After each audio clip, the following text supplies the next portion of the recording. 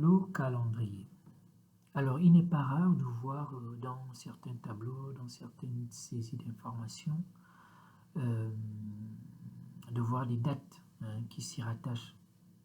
Parce que par exemple, voilà, on veut faire le pointage du personnel, donc on veut savoir qui est venu à telle date. On veut faire le suivi des factures, donc on va venir mentionner les dates de facture, les dates d'accusé de réception.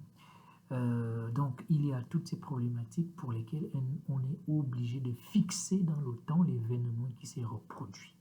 Et c'est à ce moment qu'on a besoin de dates. Et c'est un événement très récurrent dans le cadre de la réalisation de nos objets, de nos tâches professionnelles quotidiennes.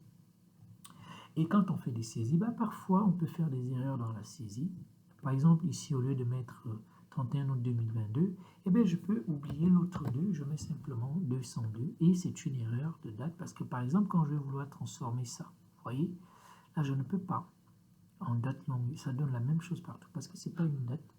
Alors que si j'avais tranquillement 31 août 2022, quand je viens ici, je vois que je peux transformer ça en date longue, par exemple, ce qui n'était pas possible quand c'était 2022. D'une part, donc, il y a des erreurs, d'autre part, la rapidité dans la saisie. Ok? C'est-à-dire que si je veux écrire 31 août, je vais faire 31 août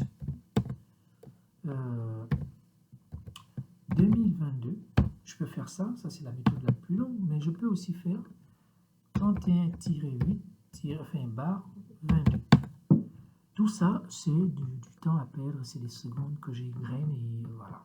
Or, ici, dans le cadre des tutos que nous partageons, il s'agit d'accroître son niveau de rapidité sur l'exécution des tâches. Et une de ces astuces, c'est le calendrier que nous allons voir dans le cadre de ce tuto, comment l'insérer et comment l'utiliser. Et surtout, on va voir à quel point il peut être très efficace. Alors, pour ce faire, je vais venir dans Développeur. Dans le menu Développeur que je n'ai pas, par défaut, il ne s'affiche pas. Donc, je vais devoir l'afficher. Je viens dans Fichier, Options, Personnaliser le ruban, et dans les onglets principaux, j'ai ici Développeur qui n'est pas coché, c'est pour ça qu'il ne s'affiche pas. Donc, je vais cocher dessus, je fais OK. Et là, j'ai mon onglet Développeur. Je viens dedans et la commande qui m'intéresse, le groupe c'est complément, la commande qui m'intéresse c'est la commande complément, je clique dedans. Et ici, je viens dans le menu Store. Okay. Dans Store, je vais lancer une recherche, calendar, donc calendrier, en anglais. Et je fais recherche, il est là. Okay. Le premier là, je fais ajouter, continuer. Et j'ai mon calendrier qui s'affiche automatiquement. Donc ça, c'est très facile. Maintenant, il reste à l'utiliser. Et comment je fais pour l'utiliser? Alors, je vais continuer donc à mettre des dates en dessous. Okay? Déjà, je vais le placer à gauche de mon tableau. Donc, je le prends et je le mets ici. Alors, je le mets là. Voilà, je mets mon calendrier ici. Alors, quand je vais descendre, évidemment, il est masqué. Donc, qu'est-ce que je vais faire? Eh bien, je vais figer mes volets. Pour les figer, eh bien, je vais figer l'entête qui est à la ligne 6. Donc, je me place à la ligne 7. Je viens dans Affichage et figer les volets. Voilà. Le calendrier ne se voit pas en entier. Donc, normalement, je devrais me mettre ici, donc à la ligne 11. Libérer les volets, je les fige à nouveau. Voilà, j'ai mon calendrier qui se voit. Comme dans ces autres colonnes, les dates sont déjà disponibles, eh bien, je vais aller tout en bas. Alors, je vais me positionner ici. Par exemple, là, je suis en novembre 2023. Je vais saisir les dates de novembre 2023. Si c'est le 1er novembre, eh bien, je clique simplement sur 1.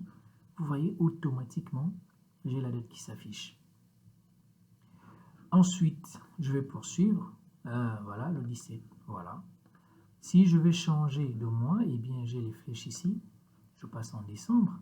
Donc, je peux cliquer le 25 décembre automatiquement.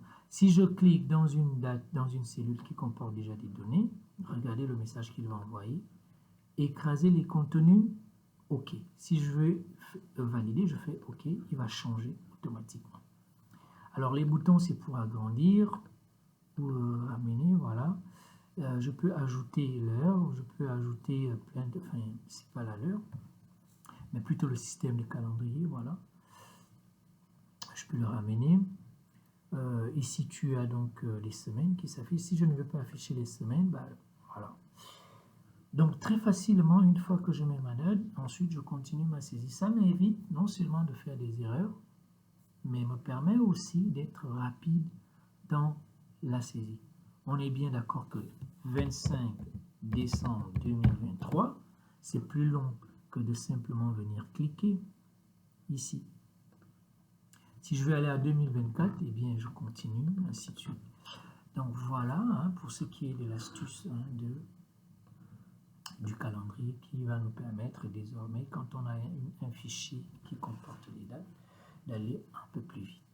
Je vous remercie pour le visionnage et je vous retrouve pour les prochains tutos.